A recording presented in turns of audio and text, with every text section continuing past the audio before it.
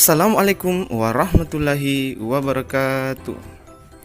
Kembali lagi bersama saya Ustadz Syahrir dalam mata pelajaran PJOK. Apa kabar anandaku yang soleh dan soleha? Semoga kita tetap sehat dan selalu dalam lindungan Allah Subhanahu wa Ta'ala. Amin ya Rabbal 'Alamin. Sebelum belajar, marilah kita awali dengan membaca doa. Doa sebelum belajar. Semoga kita diberikan kemudahan dan pemahaman yang baik oleh Allah Subhanahu wa Ta'ala. Amin ya Rabbal 'Alamin. Bismillahirrahmanirrahim. Raditu billahi rabba wa bil islami dina wa bi muhammadin nabiyya wa rasula. Rabbi zidni ilma warzuqni fahma. Dasar, setiap hari kita berjalan, ke sekolah kita berjalan, ketika bermain pun kita berjalan. Jalan merupakan gerak dasar, dan gerak dasar itu penting dalam berolahraga. Kali ini kita akan belajar tentang gerak dasar jalan. Jalan adalah gerak maju dan mundur. Kita berjalan kemana saja, berjalan harus benar. Ketika berjalan, kita harus memperhatikan jalan ya Ananda. Jalan ke depan. Caranya, langkahkan kaki kiri ke depan, ayunkan tangan kanan ke depan. Kaki kanan melangkah ke depan, tangan kiri melenggang ke depan. Berikut ini adalah salah satu permainan gerakan berjalan satu arah ke depan. Perhatikan ya anandaku. Nah, salah satu anak menjadi pohon. Teman yang lain berjalan mengitari teman yang berdiri. Lakukan dengan menjaga kekompakan ya, agar kelihatan rapi dan indah. Berhati-hatilah saat berjalan, berhati-hatilah saat bermain.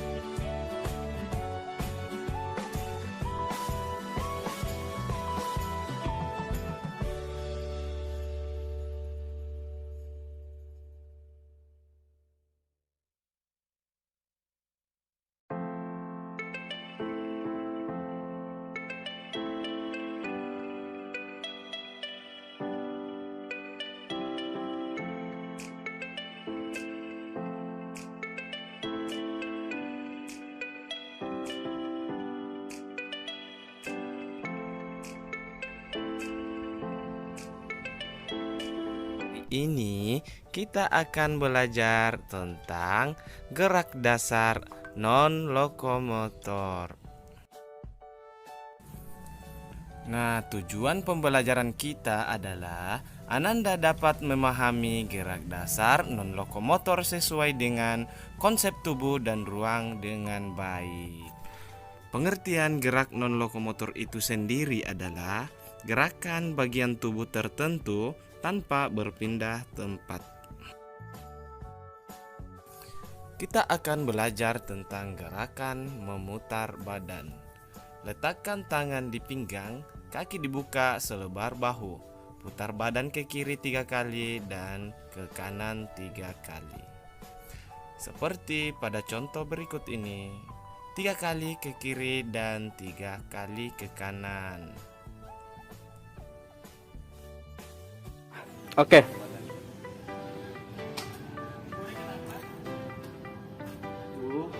dua, tiga, empat, lima, enam, tujuh, delapan. Satu, dua, tiga, empat, lima, enam, tujuh, delapan.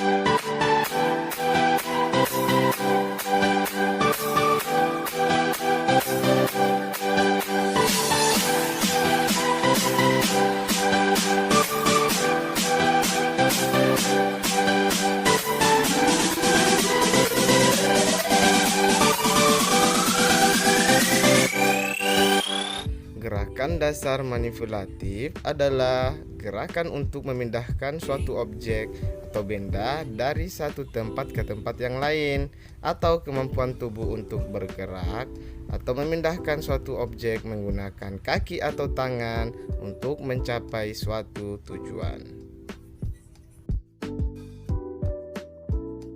Berikut contohnya dalam permainan bola kecil.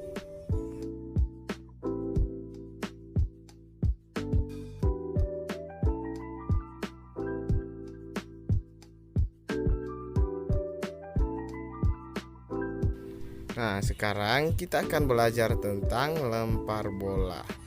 Lempar bola adalah melontarkan benda atau bola dengan tangan. Ayo melempar, lemparkan bolamu ke arah temanmu. Awas jangan sampai meleset ya. Melempar bola dengan satu tangan. Bola dipegang dengan tangan kanan. Badan berdiri tegak, siap lempar bolamu. Lempar ke depan seperti pada contoh di samping ini.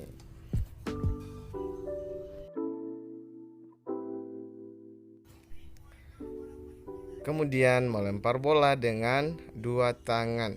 Berdiri sambil memegang bola, lemparkan bola ke atas seperti pada contoh berikut ini. Yang kedua, gerak dasar tangkap bola. Dalam gerakan tangkap bola, yang perlu diperhatikan adalah awas, perhatikan bola. Siapa yang melempar, bersiap kemudian tangkap bola. Menangkap bola dengan dua tangan. Siap-siap, perhatikan arah bola, kemudian tangkap dengan dua tangan seperti pada contoh di samping.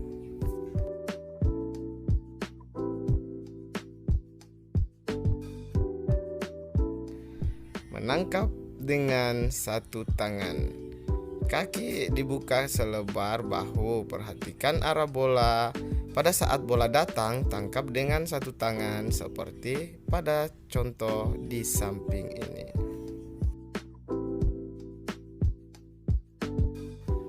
Nah, berikut adalah contoh gerakan melempar tangkap bola.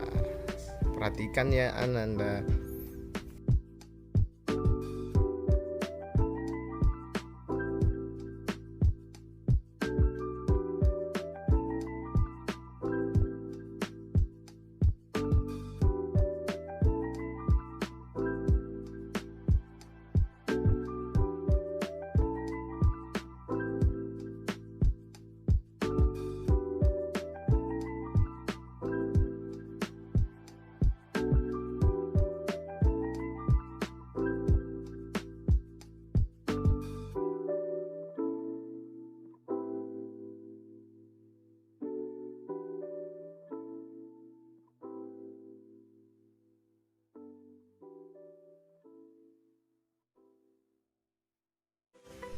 Atur jarak 5 langkah dari teman yang akan menerima atau menangkap bola.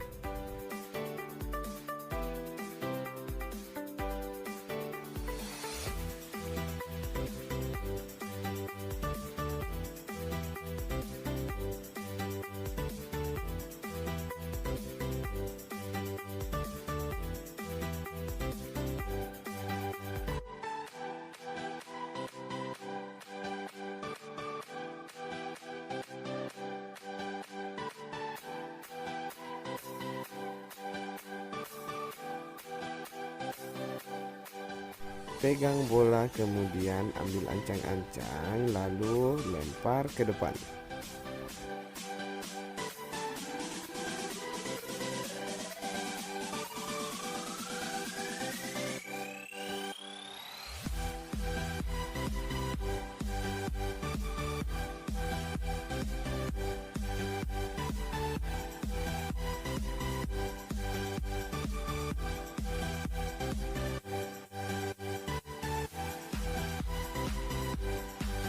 Diri tegak, perhatikan arah bola lalu tangkap.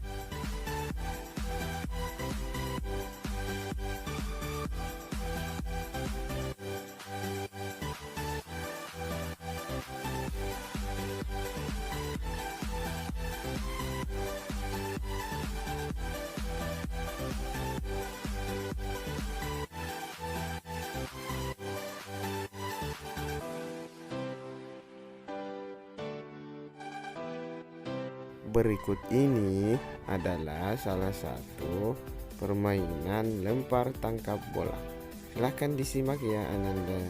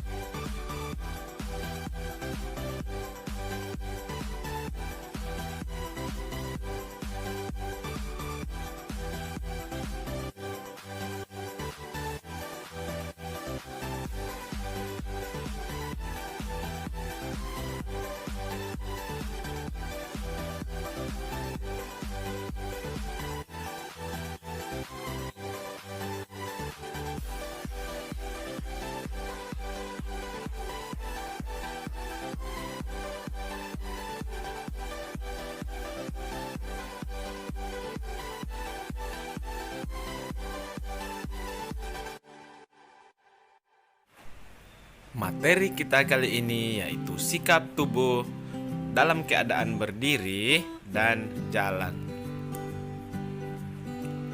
Adapun tujuan pembelajaran yaitu Ananda dapat memahami, menjaga sikap tubuh ketika berdiri dan jalan dengan baik.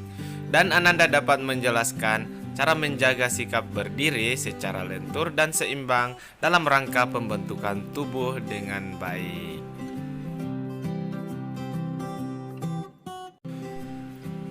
Setiap hari kita beraktivitas, kadang kita berjalan, kadang kita berdiri. Berjalan harus benar, berdiri juga harus benar. Biasakan menjaga sikap tubuh dalam keadaan berdiri dan dalam keadaan berjalan. Bagian A, sikap tubuh dalam posisi berdiri. Saat upacara kita berdiri dengan tegak. Macam-macam sikap berdiri harus dilakukan dengan benar. Coba perhatikan contoh berikut ini. Posisi berdiri dengan tegak pada saat upacara.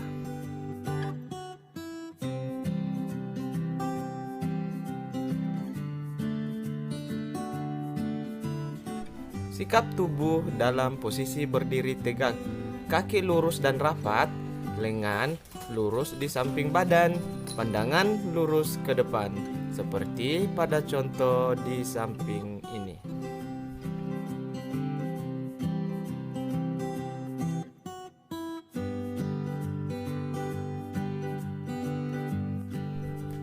Posisi berdiri sikap istirahat. Kaki dibuka selebar bahu, tangan kiri diletakkan di atas pantat, tangan kanan memegang pergelangan tangan kiri, dan pandangan lurus ke depan, seperti pada contoh di samping ini.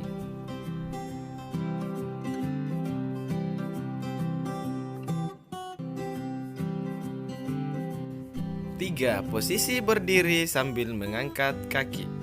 Berdiri tegak, angkat kaki kanan, rentangkan tangan ke samping, tahan selama 30 detik dan lakukan pergantian kaki kiri dan kanan. Seperti pada contoh di samping ini. B. Sikap tubuh dalam posisi berjalan. Berjalan harus benar. Banyak macam sikap jalan. Ada berjalan di tempat dan ada berjalan ke depan.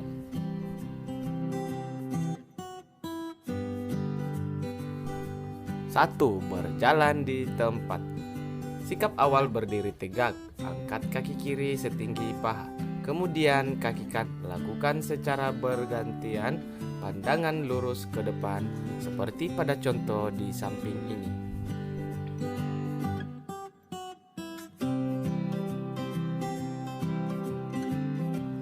2. Berjalan santai. Badan berdiri tegak, langkahkan kaki kiri ke depan, ayunkan tangan kanan ke depan, seperti pada contoh di samping.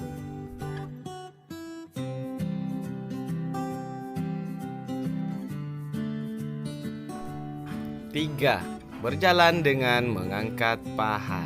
Berjalanlah ke depan dengan paha terangkat ke atas, pandangan lurus ke depan, seperti pada contoh di samping ini.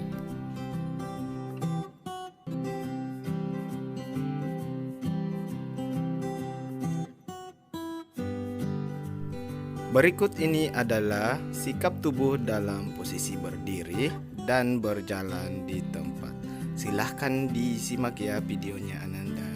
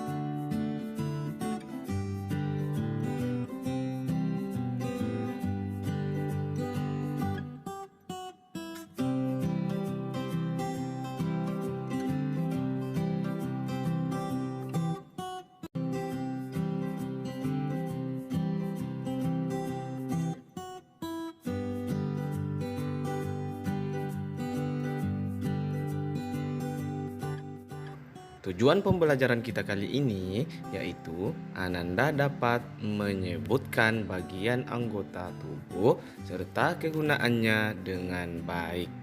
Kemudian Ananda dapat memahami bagian anggota tubuh yang tidak boleh disentuh orang lain. Sebelum memasuki materi, Ustadz ingin menyampaikan kepada Ananda yang soleh dan solehah bahwa tubuh adalah pemberian Tuhan atau Allah Subhanahu wa Ta'ala. Kemudian kedua, setiap bagian tubuh berguna bagi kita. Mata untuk melihat, seperti Ananda lihat pada video, ada beberapa anak yang sedang mengayun sepedanya atau bermain sepeda. Kemudian yang keempat, telinga untuk mendengar. Dan yang kelima, tangan untuk memegang. Bisa Ananda lihat tangan anak-anak yang sedang bermain sepeda memegang kendali ya. Kemudian yang terakhir kaki untuk berjalan atau mengayuh pedal sepeda. Nah, sekarang kita memegang bagian kepala. Kemudian telinga. Terus mata.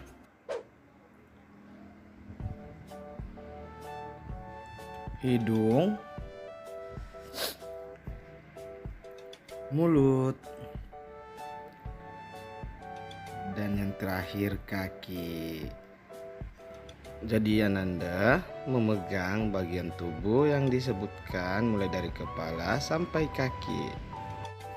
Sekarang mari kita belajar tentang kaki untuk apa. Nah, sesuai dengan gambar pada video. Yang pertama menendang bola, yang kedua membaca buku, yang ketiga makan. Nah, kira-kira jawabannya yang mana nih Ananda? Fungsi kaki. Jawabannya adalah gambar pertama ya Ananda, menendang bola. Kemudian lanjut, mulut untuk apa? Nah, kira-kira mulut ini fungsinya apa ya Ananda ya? Gambar pertama minum, gambar kedua jalan, dan gambar ketiga main bola basket. Jawabannya adalah gambar pertama, yaitu untuk minum.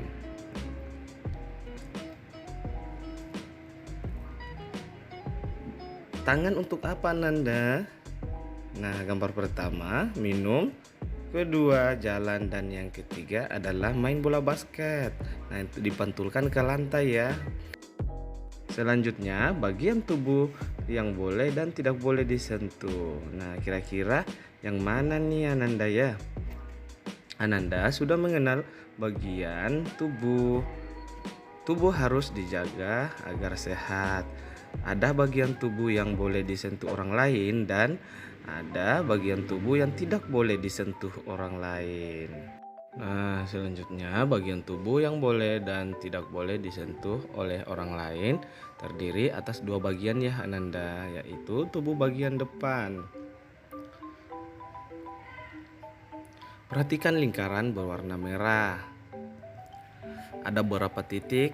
Ada 3 titik ya berwarna merah itu. Itulah tubuh bagian depan yang tidak boleh disentuh sama orang lain ya Ananda.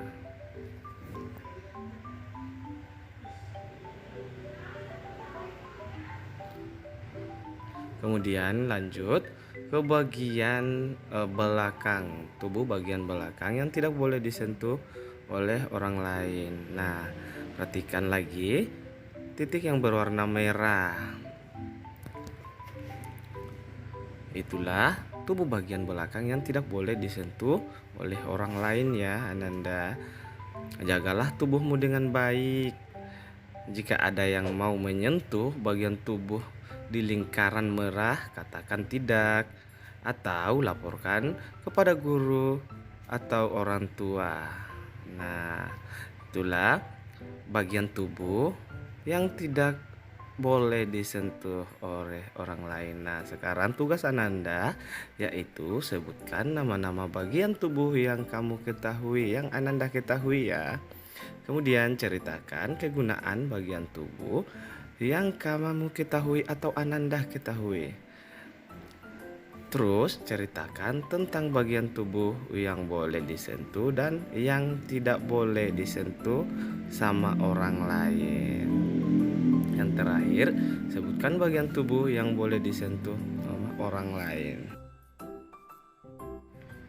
Setelah menyimak video pembelajaran, Ananda diharapkan dapat menyebutkan bagian tubuh serta kegunaannya dan memahami bagian tubuh yang boleh dan yang tidak boleh disentuh orang lain. Semangat belajar ya Ananda. Sebelum kita mengakhiri pelajaran hari ini, marilah kita tutup dengan membaca doa kafaratul majelis. Bismillahirrahmanirrahim. Subhanakallahumma wa bihamdika asyhadu an la ilaha illa anta Astaghfiruka wa atubu ilaik. Assalamualaikum warahmatullahi wabarakatuh.